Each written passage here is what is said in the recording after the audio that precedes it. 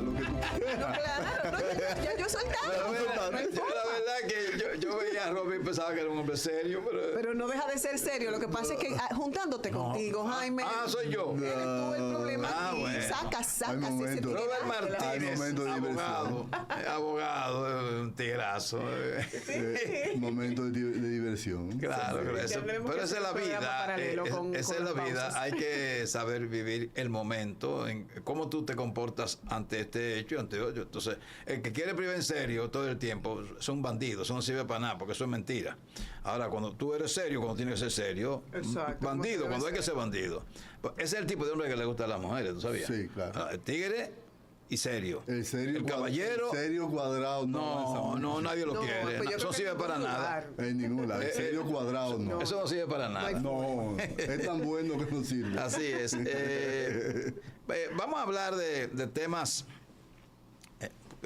penales, laborales. Pues con el laboral, pues, definitivamente parece que no habrá código modificado. Los políticos le tienen miedo a la cesantía, a eliminar la cesantía o a cambiarla por otro modelo que no sea tan difícil para el empresario, el empleador, porque en el caso mío yo no soy empresario, yo soy un empleador de 2 o 3 personas, pero cada vez que tengo que liquidar a una persona, el dinero que tengo que darle, a veces yo prefiero seguirle pagando aunque no trabaje.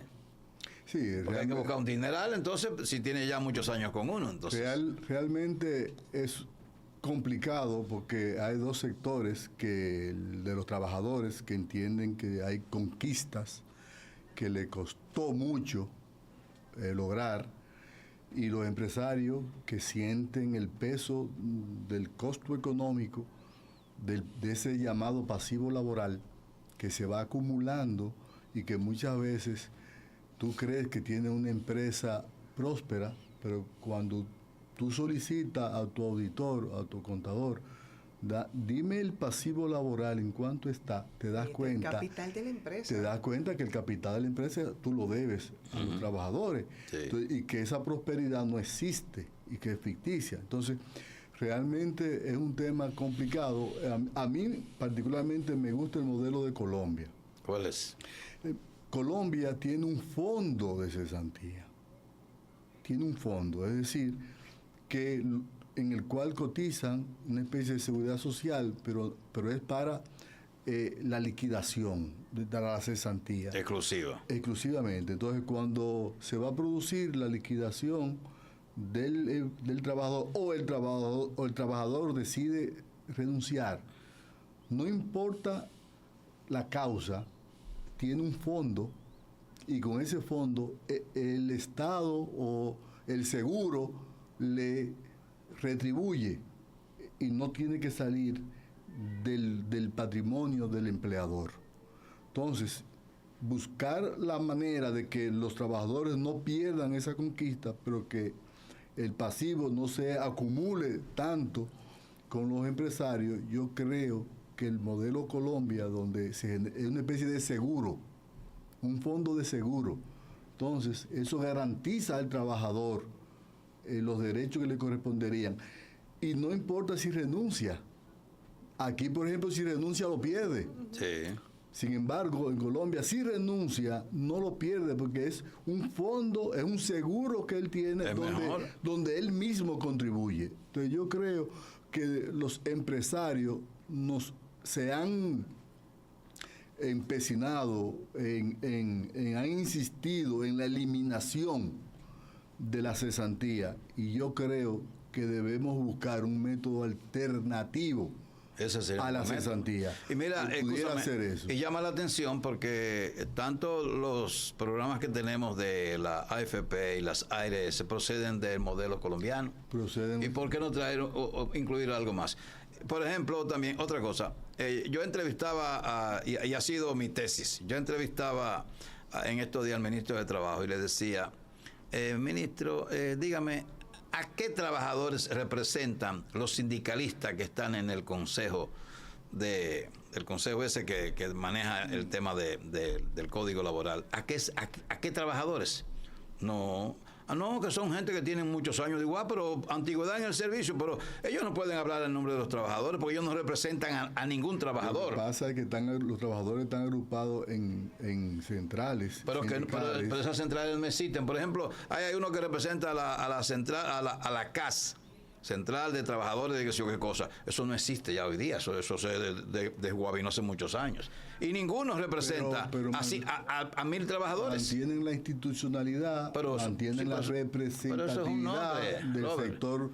Pero es un nombre. En la práctica no representan a ningún trabajador, por Dios. De lo contrario, los trabajadores no verían el equilibrio en las negociaciones. Es una manera de garantizarle un equilibrio en las negociaciones. Pero ese sector lo que cree es un obstáculo ahí para llegar a cualquier conclusión. Porque, por ejemplo, si aquí decidiera hacerse eso que tú estás señalando que se hace en Colombia, un seguro de cesantía, eso se ve perfectamente. Y además, como tú dices, incluiría a las personas, al empleado que renuncia, que no le corresponde nada de eso si el empleado renuncia. Lo que pasa es, vuelvo y repito, en un sector sindical dice, cerrado a banda, la cesantía no se toca. Sí. Y otro sector empresarial que dice hay que eliminarla. Entonces, mi posición es que ni una cosa ni la otra, sino que hay que garantizar el derecho de la cesantía a través de otro mecanismo distinto al que existe actualmente, menos nocivo, correcto, menos lesivo a la empresa. Y Robert, hay un tema también que creo que va en total desequilibrio para el trabajador, y es en el siguiente sentido.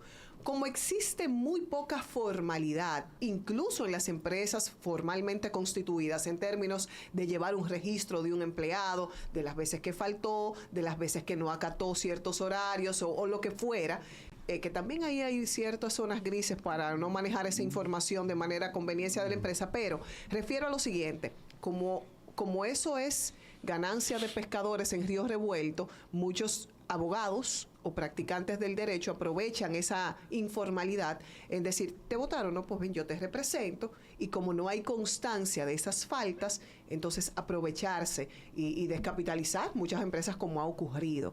¿Cuál sería la solución, por lo menos paulatina, para un empleador que quiera proteger también ese derecho que tiene de sacar una persona que está incumpliendo?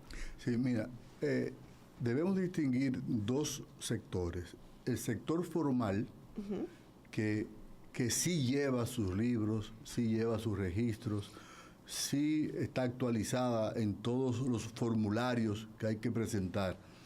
Y un sector bastante grande, que es el sector informal, que no tiene registro, que no lleva planillas, que no lleva ningún tipo, repito, de registro laboral. Sin embargo, el legislador ha establecido que esa no es la única prueba que se debe tener para, vamos a decir, ganar o perder un caso, sino que tú tienes libertad de pruebas, excepto en aquellos aspectos fundamentales, como por ejemplo el despido. Si tú lo despediste, tú tienes 48 horas para notificarlo al Ministerio de Trabajo, indicando la falta cometida. Si no lo hiciste, ni modo, te toca pagar. O sea, ese es un plazo fatal para el empleador, que muchas veces en el sector informal no se cumple, y por eso es tan nocivo o es tanta las diferencias que hay entre los porcentajes que ganan los trabajadores y lo que ganan los empleadores. Sin embargo, la percepción yo creo que es mayor que la realidad.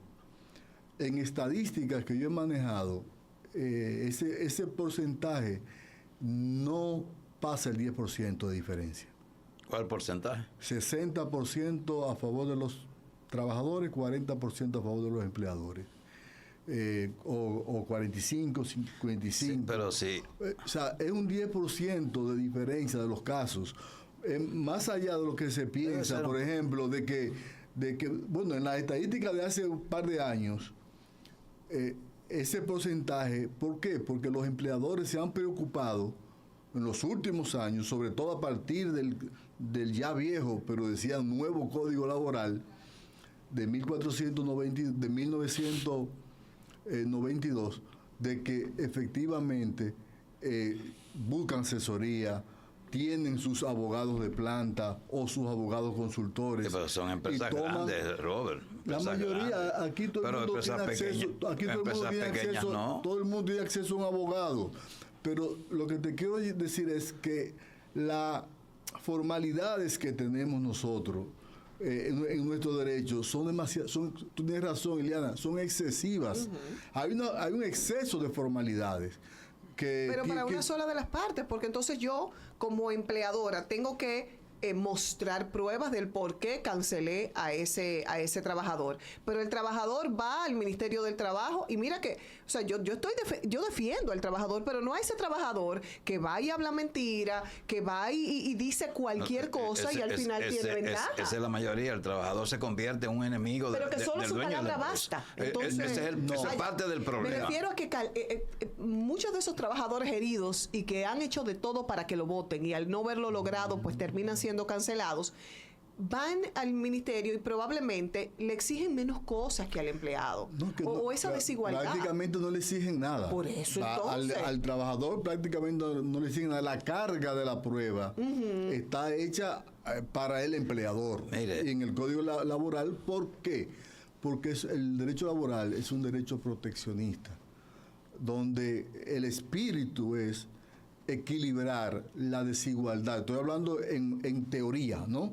Como se concibe el Código Laboral. Es tratar de equilibrar la desigualdad que existe entre el trabajador, que es la parte más vulnerable en la relación laboral, con la fortaleza económica, jurídica, la fortaleza que tiene el empleador. Entonces, el Código Laboral intenta equilibrar esas diferencias y en ese intento de equilibrarlo gira la balanza y muchas veces se cometen muchas arbitrariedades y abusos. Como por ejemplo ese duplo que hay que depositar cuando hay una sentencia. Eso es gravoso y creo que ahora sí se va a modificar. Yo conozco eso, dímelo a mí. Pero antes de pasar a los mensajes, voy a decir algo y es una confesión personal. Para ser empleador con este sistema, uno tiene que convertirse en un ser humano despiadado. Uno no puede ser ni expresarse como un humano solidario con los demás. Eso me lo ha enseñado a mí la vida con los empleados. Uno tiene que ser un hijo de la chancleta. Yo creo que uno debe tratar. Yo lo digo por experiencias vividas. Por la experiencia vivida y eso te marca. Entonces, ese debe ser el pensar de muchos empleadores. Al final terminan pagando el precio. Los buenos empleados que siguen ahí, pero que no te atreves a generar sistemas de confianza o de remuneración a esa confianza por el lastre que el mismo código protege. Pero, por ejemplo, ahí tenemos el tema de los aumentos salariales. Muchos empleadores limitan el aumento salarial y prefieren de alguna manera disfrazarlo a través de un bono. ¿Por qué? Porque si tú aumentas el salario, estás aumentando el pasivo laboral. Sí. Porque ese aumento de salario, por ejemplo, te va a generar un aumento de la cesantía, un aumento del preaviso, un aumento de del doble sueldo, un aumento de las vacaciones. Entonces, tratan en perjuicio de los propios trabajadores de no transparentarlo en el salario y recurren a artificios como un bono, etcétera, etcétera. Vamos a unos mensajes para la continuación de esta conversación con el abogado Robert Martínez.